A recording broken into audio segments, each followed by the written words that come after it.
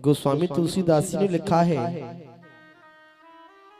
आठम जथा लाभ संतोषा,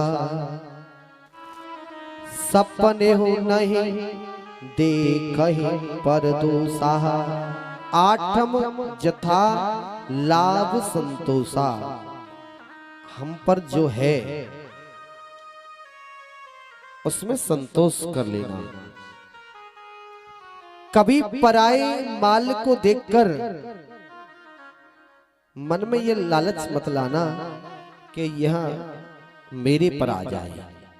अरे आपके भाग्य में होगा, आपके कर्म बढ़िया होंगे तो अपने आप आएगा।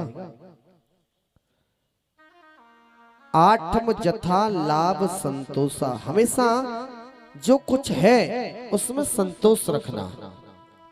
सपने नहीं देखहि पर दोषा।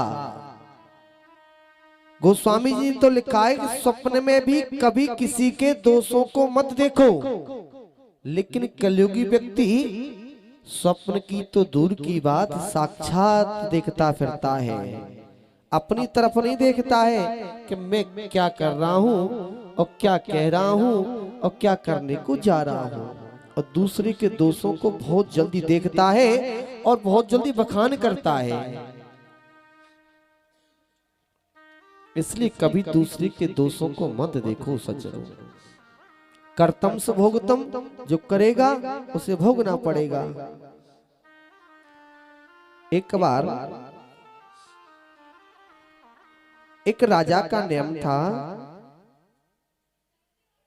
वह रोजाना 100 ब्राह्मणों को खीर खिलाता था।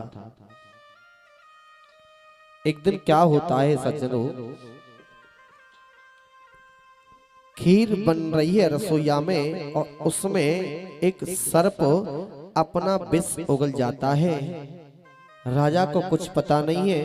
राजा ने उस खीर को ब्राह्मणों को खिला दिया और 100 के 100 ब्राह्मण मारे गए। और राजा बड़ा चिंतित हुआ, सोचने लगा मैंने कोई अपराध नहीं किया है, ये ब्राह्मण मारे गए। उसने तुरंत राज्य को छोड़ दिया। बोले प्रायश्चित करूंगा, भगवान से प्रार्थना करूंगा, हे गोविंद, हे गोपाल, हे कन्हैया। प्रायश्चित के लिए जा रहा है सज्जनों। शाम के समय एक गांव से उसका गुजरना होता है और गांव में जैसे खड़ा हुआ है, चौराहे पर कुछ लोग मिल गए हैं। उनसे पूछा, भैया रात्रि विश्राम के लिए कोई यहाँ पर भक्त का घर हो तो हमें बता दो, बता दो। उस गांव में एक परिवार में बहन और भाई रहते थे और कोई नहीं था। उनका घर बता दिया कि हमारे गांव में तो वही भक्त हैं सबसे ज्यादा, आप उनके यहाँ पर जाइएगा, आपकी खूब सेवा होगी, आप वहीं पर विश्राम करना। वो राजा उस भाई और बहन के यहाँ पहुंच जाता है सज्जनों। रात्रि में उसने विश्राम किया। उसकी बहन की ये आदत थी कि सुबह ब्रह्म मुहूर्त में जागती और गोविंद की पूजा अर्चना करती और भगवान का भजन करने बैठ जाती, अखंड समाधि लगाकर अपने अंतःकरण को गोविंद के पास ले जाती थी। उसके पास इतनी शक्ति थी। सुबह सुबह आज वो बहन भजन करने बैठी है और काफी समय के बाद वह भजन करने के बाद अपनी समाधि खोली उसने। तो उसका भाई बोला, बहन तुझे पता है कि हमारे यहाँ पर अतिथि आया है और हमारा परम कर्तव्य है अतिथि की सेवा करना, अतिथि देवो भव। और तूने आज इतनी देर भजन किया है, तुझे पता नहीं था कि हमारे यहाँ अतिथि है। भैया क्या करूं, आज जब मैंने अपने अंतःकरण को ऊपर पहुंचाया तो वहां पर एक संघर्ष चल रहा था। उस संघर्ष को सुनते रह गई। बोले क्या देखा तुमने, क्या सुना? बोले भैया मैंने सुना था कि एक राजा का नियम था, वो खीर बनवाता था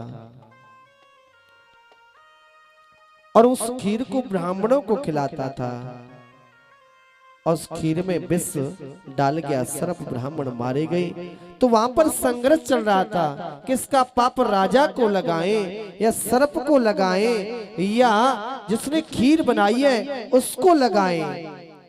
इस पर संघर्ष चल रहा था कि इसका पाप लगाएं तो लगाएं किसे। अब राजा के कानों में बात पहुंची है कि ये तो बात मेरे ऊपर चल रही है।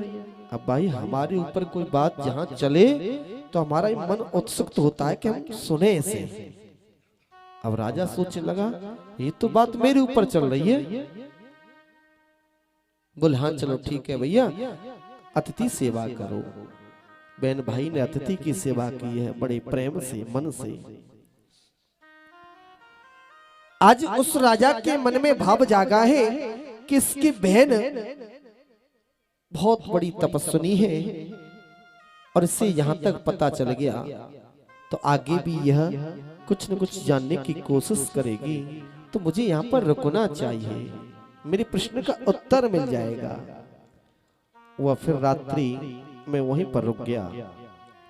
इधर क्या होता है सज्जनों, गांव-गांव के लोग तो आपने देखे ही हैं। गांव-गांव के लोग एक मिनट में चर्चा करना प्रारंभ कर देते हैं।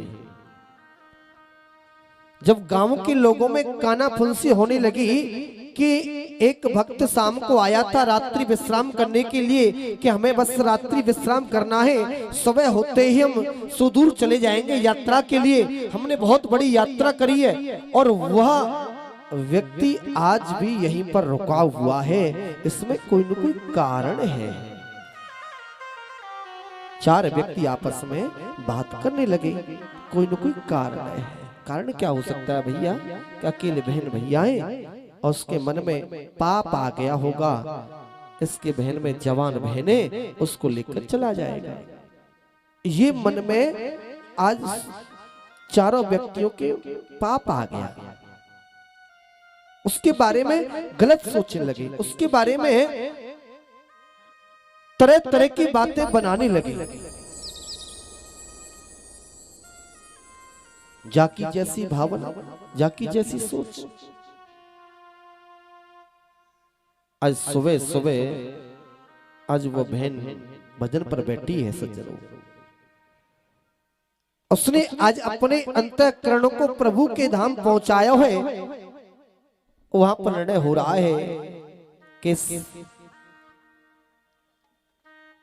जो ब्राह्मण मरे हैं उनका पाप किसे मिलना चाहिए, राजा को मिले या सर्प को मिले या खीर बनाने वाले को मिले या परोसने वाले को मिले, किससे मिलना चाहिए? तो वहां पर धर्मराज ने न्याय किया है कि इसका पाप न राजा को मिले, न खीर बनाने वाले को मिले, न विष डालने वाले को मिले, इस पाप को बांट दो। बोले किससे बांट दें? जिस गांव में चार लोग राजा की चारों तरफ बुराई कर रहे हैं उनको बांट दिया। तो प्रिय सज्जनों, जब उस बहन ने आकर बताया कि भैया न तो राजा को पाप मिला है, न सर्प को मिला है, न रसोई बनाने वाले को मिला है, पाप मिला है हमारे घर के बाहर जो चार व्यक्ति आपस में बात कर रहे हैं, इन चारों ने इस पाप को बांट लिया है। तो कहने का भावार्थ है प्रिय सज्जनों, आठम जथा लाभ संतोषा, सपने हो नहीं देख कहीं पर दोषा।